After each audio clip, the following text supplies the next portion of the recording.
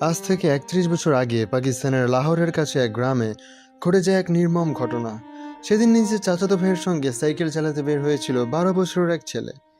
পথেই গুলিতে ঝরে যায় তার জীবন। ছেলেটির নাম ইকবাল মাসিহ। মাত্র ৪ বছর বয়সে ৬০০ রুপির ঋণ শোধ করতে তাকে বিক্রি করে দেয় তার পরিবার। সেদিন থেকে শুরু হয় তার দাঁড় জীবন। একটি কার্পেট কারখানায় দাঁতের সঙ্গেই কাটে তার পরবর্তী ৬ বছর। প্রতিদিন ১২ ঘন্টা করে সপ্তাহে ৭ দিন কাজ করতে হতো তাকে, অল্প কিছু রুপি মজুরিতে। কাজের গতি একটু কমলেই নির্মমভাবে পেটানো হতো তাকে।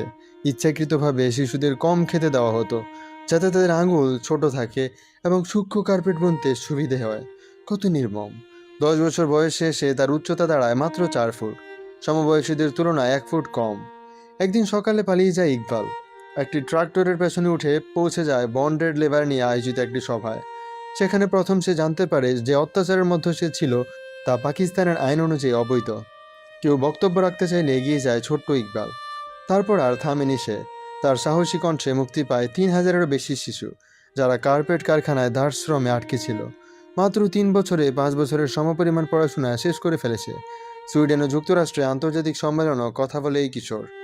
বোস্টনের এক সভায় দাঁড়িয়ে সে জানায় বড় হয়ে আইনজীবী হতে চায় সে, যাতে পাকিস্তানের প্রতিটি শিশু দাসত্ব থেকে মুক্তি পায়। সেদিন ছিল ইস্টার সানডে।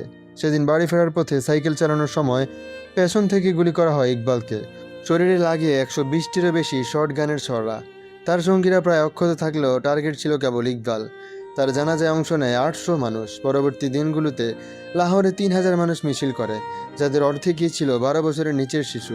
মৃত্যুর পরেও থেমে থাকেনি তার প্রভাব। যুক্তরাষ্ট্রের ম্যাসাচুসেটসের এক স্কুলের শিক্ষার্থীরা, যেখানে একসময় কথা বলেছিল ইকবাল, $২৫,০০০ তুলে পাকিস্তানে তার নামে একটি স্কুল গড়ে তোলে। ১৬ই এপ্রিল ছিল আন্তর্জাতিক স্বীকৃত শিশু শ্রম বিরোধী দিবস।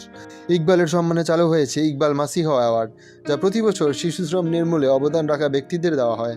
ব্যক্তি ইকবাল এই নশ্বর দুনিয়া ছেড়ে খুব অল্প বয়সে বিদায় নিলেও তার কর্মকাণ্ডের মাধ্যমে সে বেঁচে থাকবে যুগের পর যুগ।